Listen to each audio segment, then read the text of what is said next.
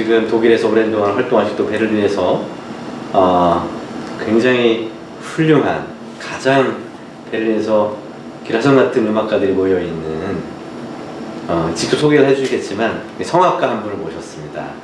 네, 목진학 선생님 함께하고 있습니다. 오늘 와주셔서 감사합니다. 감사합니다. 초대해 주셔서 감사하고요. 네. 우리 먼저 간단하게 자기 소개를 좀 부탁드리겠습니다. 제 이름은 목진학입니다. 저는 여기서 지금 베를린 생활은 한 5년 됐고요. 그 전에는 뭐 따지자면 이태리에서 한 9년 있었고 밀라노에서 공부도 했고 생활 공부를 했고 그 다음에 독일로 넘어온 게 한 2000년쯤 넘어가서 지금까지 여기서 사는데 베를린은 한 5년 됐네요. 네. 그 전에는 플렌스부르크라는 도시에서 플렌스부르크. 예, 또 덴마크 국경지대에 있는 플렌스부르크라는 도시에서 한 14년 정도를 거기서 이제 솔로로 활동하다가 지금은 여기 베를린 국립극장이라고 그러죠. 그래서 네. 슈타트오퍼에서 합창단에서 일을 하고 있어요. 네. 한 5년 됐고. 네. 베를린에 공부를 하려고 오거나 공부하고 있거나 또 기성 성악가라 혹은 음악가로 활동하고 있는지 대충의 통계가 있나요? 예전에는 상당히 많았어요. 여기 거점으로 해가지고 베를린 거점으로 해서 공부하던 사람들이 많았거든요. 네. 근데 요즘은 그게 이제 여러 가지 환경 변화로 인해서 일로 직접 한국에서 나오는 게 아니고 좀 다른 도시들이 많이 가더라고요. 그래서 여기서 예전처럼 그렇게 유학 처음 와가지고 거점 도시로 삼았을 때만큼은 적어진 것 같아요. 그만큼은 아닌데 그래도 뭐 곳곳에서 뭐 독일 어느 도시나 가도 극장마다 한국 사람 없는 데는 없으니까 마찬가지로 여기도 지금 제가 일하는 극장만 해도 합창단이 벌써 9명 있어요. 한국 사람이. 네. 그리고 우리 여기 도이치오페라고 또 다른 극장인데 거기도 또 한국 사람이 제법 많고 한 유학생까지 하면 뭐 글쎄요 그래도 많죠. 베를린 하면은 또 여러 예술 장르들이 많이 활동하는 곳이긴 하지만 또 음악이라는 게 그쵸. 굉장히 큰 역할을 하고 있지 않습니까, 그죠? 그 베를린의 슈타트오퍼 정도는 거기 오는 게스트들이 세계적인 레벨이니까 지휘자부터 그렇죠. 벌써 세계적인 사람들이 있기 때문에 가수들이나 초청돼서 오는 사람들이 되게 아주 유명하신 분들이 많죠. 이름도 있고 그러다 보니까는 관객들도 많이 차고 왜냐면 스타급 되는 사람들이 와서 봐줄 때는 사람들이 아무래도 많아지잖아요. 베를린이 음악적으로 봤을 때 가장 왕성하게 음악 활동이 벌어지는 것이라고 볼 수 있나요, 독일에서 본다면? 그렇죠, 아무래도. 그 아니 도시별로 다 그 음악 활동이 계속 진행은 되는데 네, 그렇죠. 그 레벨 차이가 있습니다. 그렇죠, 레벨 차이가 있고 그러다 보니까는 그거에 따라서 사람들이 저희 극장 같은 경우는 자리가 늘 만석입니다.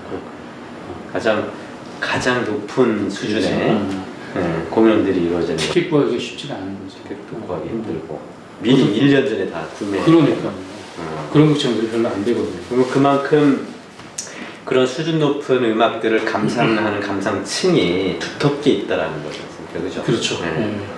베를린 시민들뿐만 아니라 그렇죠. 뭐 관광객들도 많이 오고. 그러니까 공연 끝나고 가다 보면 관광 버스가 거기 앞에서 대기를 하고 있더라고요. 그러니까 그래서 늘 찾아주는 또 고정 관객들도 많고. 베를린에서 지금 5년 단 활동하시면서 여기가 그래도 좀 더 매력적이다 라고 느끼시는 건 음악가로서 저는 밀라노에서 이제 공부를 했어요. 그리고 거기서 이제 졸업하고 활동을 할 때 그런 게 있어요. 이태리는 이제 그 성악가에 대해서 굉장히 사람들이 아주 호응적이에요. 그러니까 어디서 콘서트를 하나 해도 사람들의 그 반응이 되게 뜨거워요. 그래서 아주 기분 좋게 거기서 활동할 때는 정말 그 대우가 이렇게 피부로 와닿게 되게 좋았어요. 노래 하나 해주면 그냥 사람들도 열광하는 것들 있잖아요. 그런 것들 때문에 굉장히 발랄하고 생기발랄한 그런 어떤 호응들을 내가 직접 경험하니까 너무 좋지. 그렇게 해서 한 9년을 거기서 생활하다가 이제 독일로 넘어오게 된 게 이제 99년, 2000년 됐는데 여기는 이제 시스템화된 사회다 보니까 그냥 나는 노래만 하면 되는 거예요. 내가 이태리에 있었을 때 나 혼자서 이제 일거리를 찾았는데 그때는 매니저가 없어가지고 여기는 이제 매니저가 있어가지고 온 상태다 보니까 나는 노래에만 집중하면 되는 거예요. 그리고 극장에 취직해서 이제 솔로로 활동할 때 플랜스burg에서 그때는 그 정말 나한테 맡겨진 그 역할에 대해서 심도 깊게 할 수가 있었어요. 그러니까 극장에서 다 공부도 시켜주고 새로운 작품을 맡으면은 반주자가 붙어가지고 사전 준비부터 해가지고 모든 것을 다 그냥 노래만 집중하게 나는 하면 되는 거예요.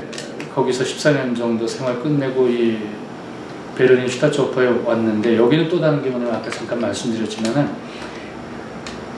그 수준이 상당히 높은 거예요. 그러니까 세계적인 성악가들을 내가 합창이지만은 옆에서 이렇게 무대에서 세계적인 사람들 뭐 도밍고가 노래하고 막 이런 거를 보면은 그냥 어휴 그것도 색다른 게 있거든요. 그런 사람들 접하죠. 또 바렌보임이 지휘하는 거 보죠. 뭐 신예들 가수들 중에 또 훌륭하게 이제 막 치고 올라오는 그런 신예들의 노래 들으면 또 그 귀가 호강하는 거예요. 귀가 너무 좋은 거예요. 내가 솔로를 했었지만은 그런 사람들 또 노래를 옆에서 직접 들으면 너무 좋은 거죠. 그러니까 그런 어떤 색다른 거는 있어요.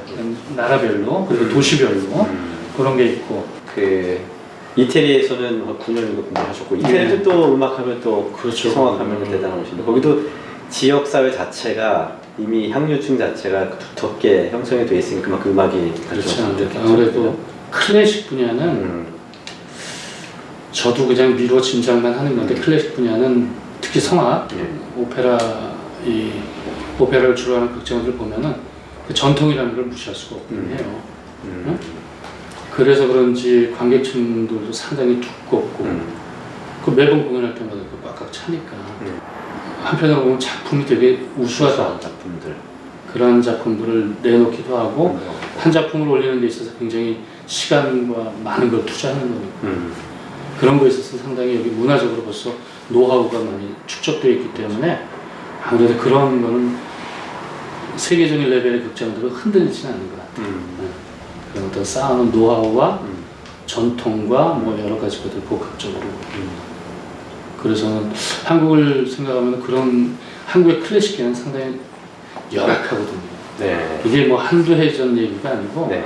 오래 전부터 지금은 더더군다나 더 좀 열악해진 것 같아요.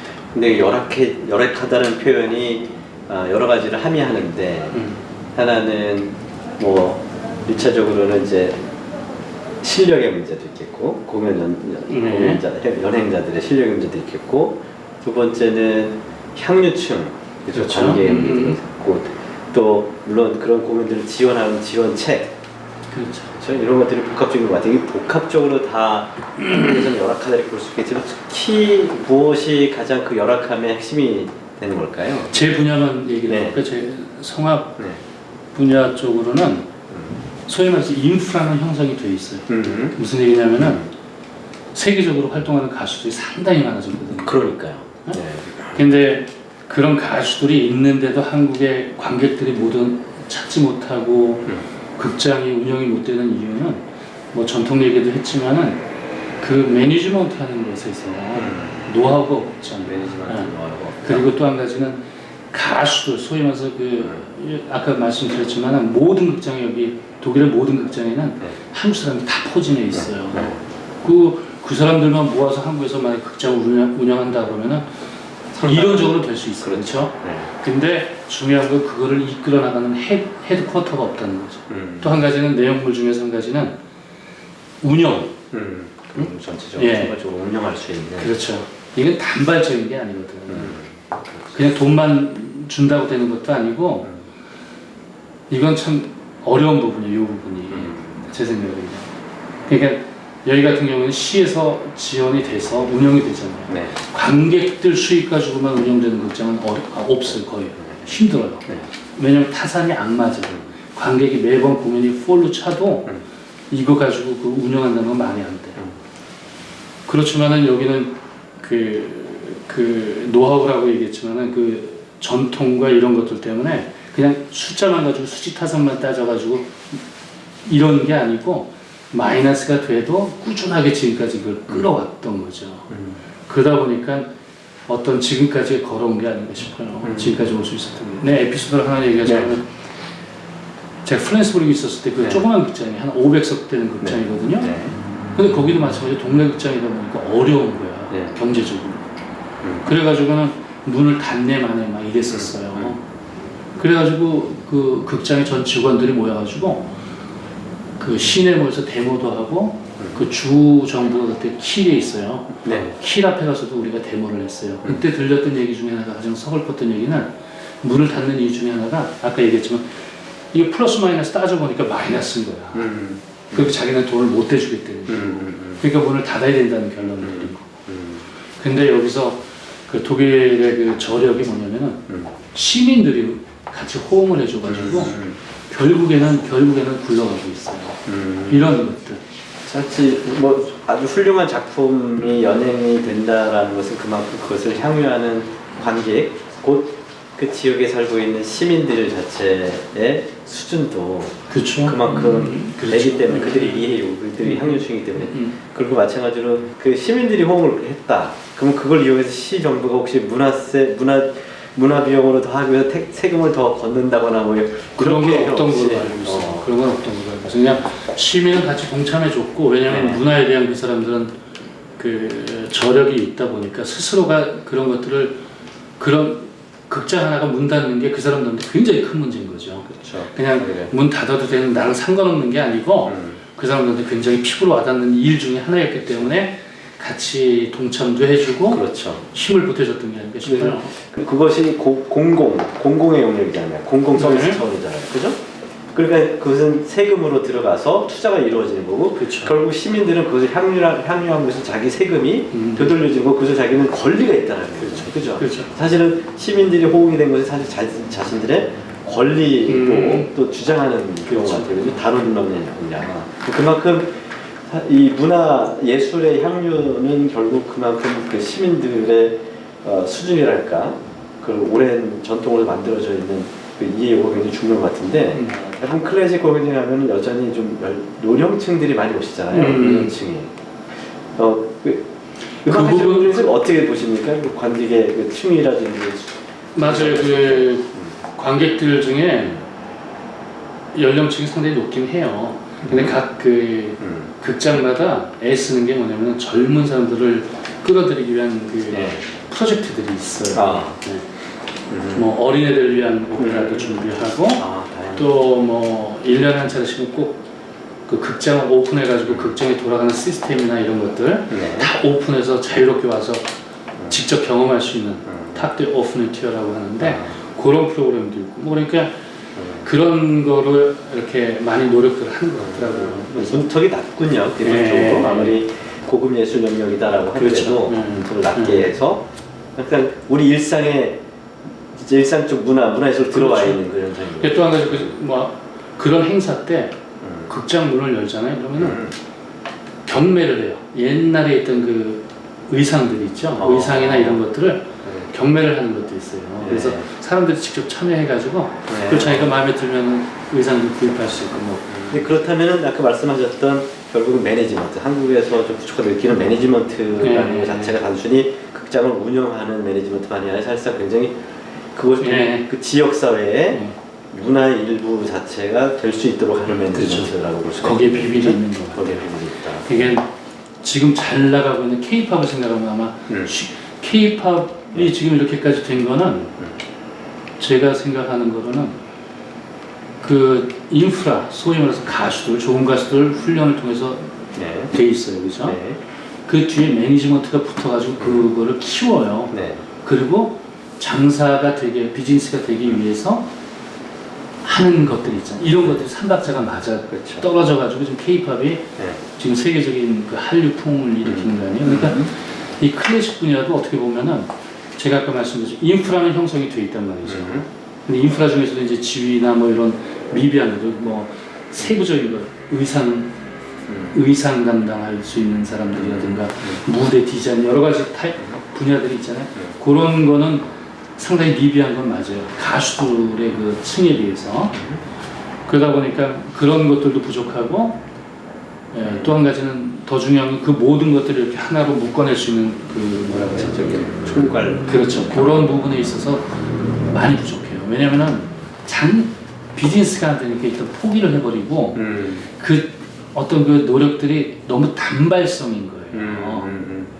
그냥 손해를 봐도 여기처럼 플러스 마이너스 했는데 안 되면은 접는 게 아니고 조금 더 이렇게 그런 장기적인 안목으로 봐야 되는데 그게 총체적으로 다 움직여지는 종합예술에 대한 개념인데 이것들은 단순 이 훌륭한 가수나 이런 사람들만이 아니라 그걸 준비하는 모든 사람들까지도 다 기술 프로페셔널하게 갖춰주려면 장기적으로 사람들이 길러내야 되는 거고 이들이 같이 모여서 하나의 프로젝트 만들어져야 되는데 그런 것들이 좀 쉽지 않아요. 결과 중심으로 나가는 것과 그렇죠. 과정을 중심으로 해서 나오는 것과의 그런 차이. 여기 극장들은요, 자그마한 극장이든 큰 극장이든 제가 지금 일하는 슈타초프든 옛날에 있던 플랜스 그룹이든 담당하는 부서가 다 있어요. 네. 크든 작든 간에 의상을 담당하는 부서에 사람들이 있고 또 뭐 무대 쪽에 테크니커들이 또 있고 다 나눠서 직원들이 한 팀이 돼서 운영이 되는 거죠.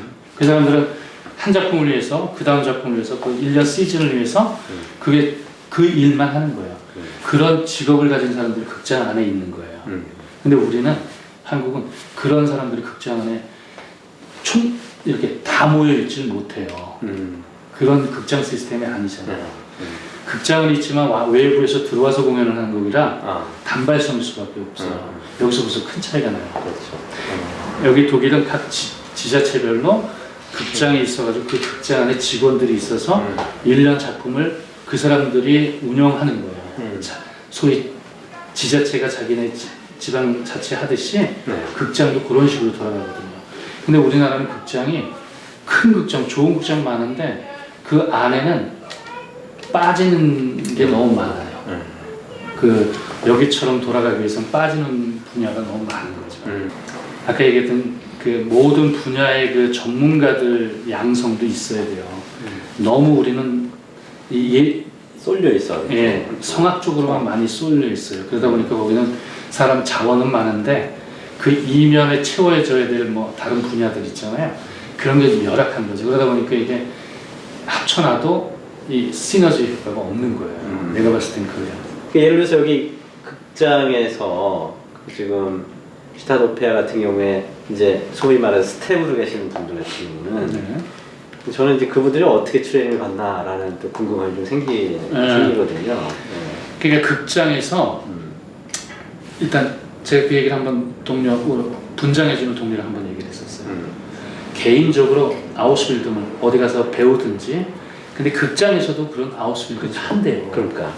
그래서 들어와서 견습생처럼 하다가 하고 취직이 되는 거예요. 근데 중요한 건 그 사람들한테 다 보수가 되는 거예요. 생활할 수 있는. 그러니까 한국은 문제가 뭐냐면은 그 사람들의 생활을 책임을 져줘야 되는 게 있어요. 그러니까 여기는 어떤 분야든지 간에 적든 많든 간에 생활할 수 있는 보조가 돼요.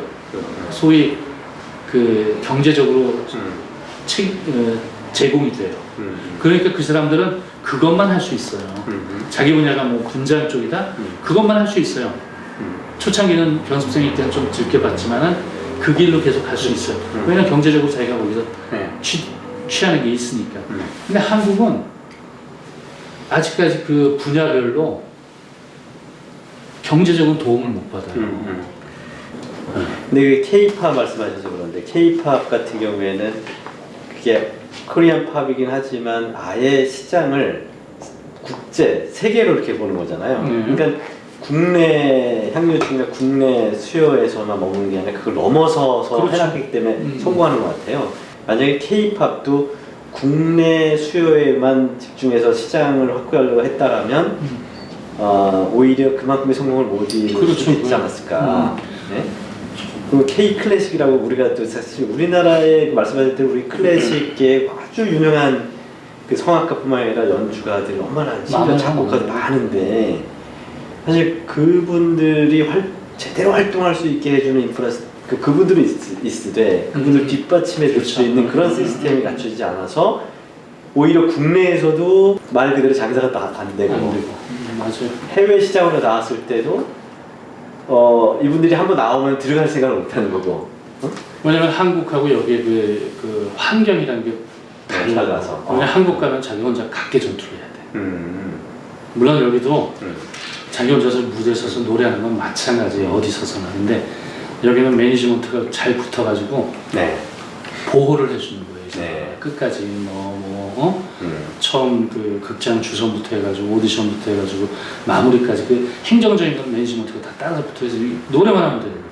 이 클래식 분야에서 한국에도 스타급들이 많이 있어요. 그렇죠? 있었어요. 그 사람들이 실력이 있어서 분명히 실력이 기준이에요. 근데 키워진 측면도 있는 거예요. 그 사람들을 그렇게 세계적인 스타로 만들려고 나라에서 정부에서 이렇게 해서 어떤 그런 정책적으로 키운 면도 있어요. 그래야 그 스타급을 보고 또 모이기 때문에 그렇게 문화적으로도 아마 그런 정책을 또 쓰지 않는가 싶기도 해요. 그러나 스타가 있으면 스타가 될 수 있게끔 하는 그렇죠. 그런 역할을 해주는 것도 굉장히 중요한데 그것들이 계속 부족하다는 것은 문화적으로 시스템적으로 단순히 저는 이 음악계만 그런 건 아닌 것 같고 다양하게 그렇게 되는 것 같다는 느낌이 들어요. 네. 수지타산이 맞아야 되거든. 그러니까 어떤 결과물로서 뭔가 나타나지 않으면 아무리 스타가 있어도 그 사람을 위해서 얻을 수 있는 시너지가 많지는 않을 거예요. 그러니까는 이 예술이라는 거를 참 쉽지가 않은데 경제적으로 플러스 알파의 작용을 하면은 더 쉽게 흘러갈 수가 있긴 해요. 그러니까 뭐 예를 들면 여기는 극장에서 극장 자체만 있는 게 아니고 지금 쓰는 물건들 있죠. 극장에서 쓰는 물건들이랑 뭐 그림들, 무대 그림 이런 것들을 다 보관하는 데가 따로 있어요. 그만큼 그러니까 굉장히 그 많은 것들을 준비해 놓고 있는 거예요. 근데 한국은 한번 그림 쓰잖아요. 버려야 돼. 보관료가 너무 비싸고 언제 다시 공연할지 몰라. 버려버려. 그럼 그때 누가 돈을 쓰겠냐고. 그런 환경 속에서 누가 좋은 작품 만드냐. 그걸 써버리면 일회성으로 끝나버리니까. 그렇게 보면은 예를 들어서 물론 한국도 이제 스타 연예인이든 스타 성악가가 스타 음악가가 있으면 사실 대기업이든 이런 데서도 이렇게 스폰이 들어갈 수가 있잖아요. 그런데 그 사람한테만 집중이 되지 나머지 인프라스트럭처들을 충분하게 갖출 수 있도록 상시적으로 지속적으로 되는 투자가 이루어지지 않는 그런 위험성은 있긴 해요. 그런 위험성은 있는 건 저도 동감하는데 그 사람들로 인해서 또 이렇게 많은 관객들이 찾아주고 그래서 또 다음 세대에서 나와야 되는 거예요. 그런 것들이 연결이 돼서 도민고만 노래하는 건 아니거든요. 도민고 뒤를 이을 사람이 또 나오거든. 까다롭게 뒤를 이을 사람을 또 찾아서 키워주듯이 뭐 이런 식의 작업들이 그 문화 정책을 하는 분들이 한번 좀 신경 쓸 만한 부분이 아닌가 싶어요. 지금 플렌스부르크에서도 활동하셨고 지금 베를린에도 활동하셨고 베를린 내에서도 슈타트오페라 말고도 또 다양한 극장들이 좀 있지 않습니까? 그죠? 그것이 위기의 서열을 가지고 어디가 더 뛰어나고 어디가 낮고 뭐 이런 식으로 평가합니까? 아니면 다양성으로 보십니까? 다양성으로 보는 거죠. 여기 이제 극장이 3개가 큰 극장이 있어요. 그러니까 제가 일하는 슈타트오퍼, 운터덴린들 이거는 옛날에 동독에 있던 거예요. 동독에. 그리고 도이치오퍼라고 서독에 있는 극장, 도이치오퍼가 있고 또 한 극장 코미시오퍼라고 있어요. 3개가 있는데 한 슈티프퉁으로 돌아가요. 한 재단에서 그걸 운영을 해요. 근데 이제 극장 플랜이나 이런 것들은 다 자체적이고. 자, 그러면은 저희 극장 같은 경우는 상임 지휘자가 다니엘 바렌보임이라는 세계적인 그 유명한 사람이 지금 장기 상임 지휘자로 일하고 있어요. 그리고 도이치오퍼는 거기는 연수로는 슈타트오퍼보다는 좀 오래되진 않았지만은 거기는 다양한 작품들을 서는 거예요. 그래서 젊은 성악가들을 많이 쓰는 것 같아요. 도이치오퍼는 1년 시즌이 다양하게 들어가요. 그리고 젊은 예술가들을 많이 쓰고 그리고 새로운 거 많이 시도하고 코미시오퍼는 독일어로 작품을 많이 올려요.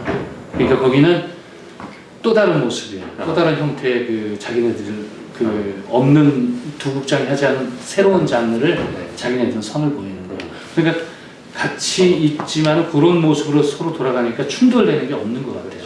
네. 경쟁 관계도 아니고 그런 건 없죠. 그만큼 그리고 또 합류하는 관객층 같은 경우에도 그렇죠. 본인들이 선호해서 선택해서 갈 수가 있는 예. 거예요. 그리고 일반 조그만 극장들 같은 경우에도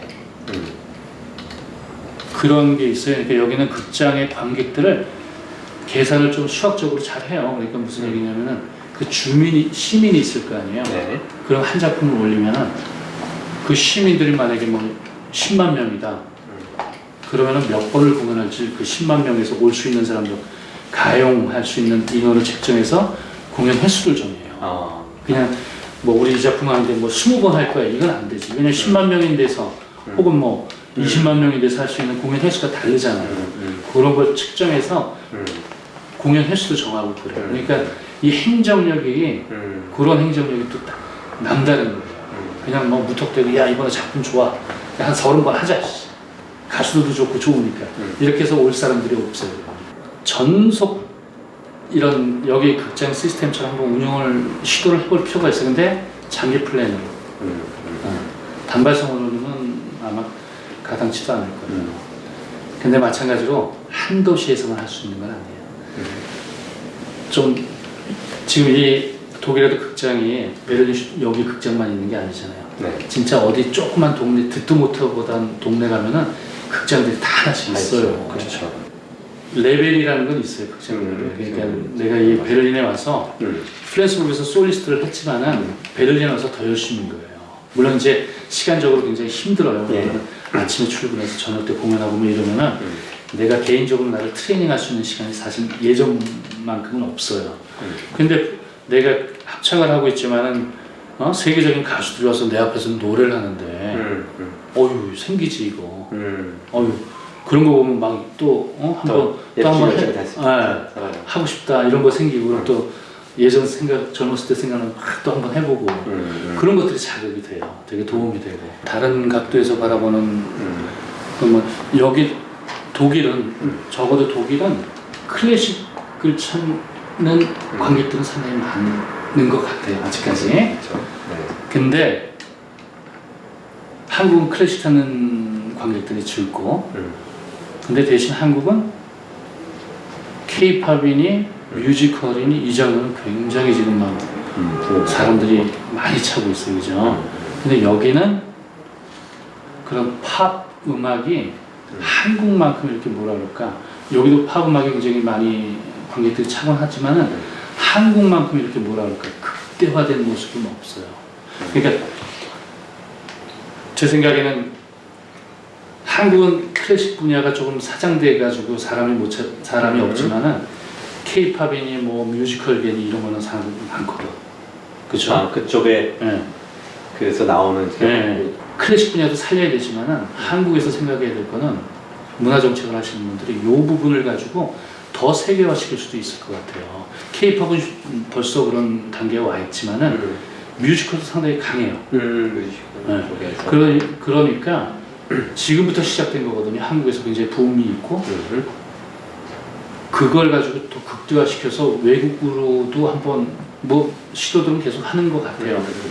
근데 더 세계적인 시장, 뭐 BTS처럼 만들려면은 그런 비즈니스 매니지먼트가 붙어서 뮤지컬 쪽이나 이런 것도 뚫을 수도 있어요. 클래식만 고집하기보다는 또 때로는 한편으로는 이 광주가 독특한 역사적 경험을 가지고 있는 대한민국의 한 도시고 거기를 이제 아시아 문화 중심 도시로 그러니까 아시아 문화의 하나의 허브로 만들고자 하는 그런 취지로 이제 진행되고 있는 프로젝트를 고려해 본다라면 아시아 한국 뭐 중국 일본 뭐 타이완 등등 만약에 심지어 뭐 동남아시아까지 쭉 나갔을 때 많은 훌륭한 지금 연주자들이 나온 상황에서는 유럽으로 이렇게 빠져나오는 게 아니라 오히려 아시아의 이러한 연주가들이 광주를 중심으로 다양하게 교류 활동하면서 거기에서 또 수준 높은 공연들을 진행하고 그래서 광주 시민뿐 아니라 아시아에 또 이렇게 관객들이 와서 볼 수 있게끔 하는 사실 그런 매니지먼트의 중요성이 필요하겠다. 거라고 보시는 거겠죠? 그렇죠. 당연하죠. 그렇죠. 그 매니지먼트가 되면서 동시에 뭐 외부에서 활동가들이 오는 것도 있지만 그런 음악가들이나 이런 사람들이 또 광주에 가서 활동할 수 있도록 해주는 그렇죠. 여러 가지 인프라스트럭처들. 그런 시도들 분명히 있어야 될 것 같아요.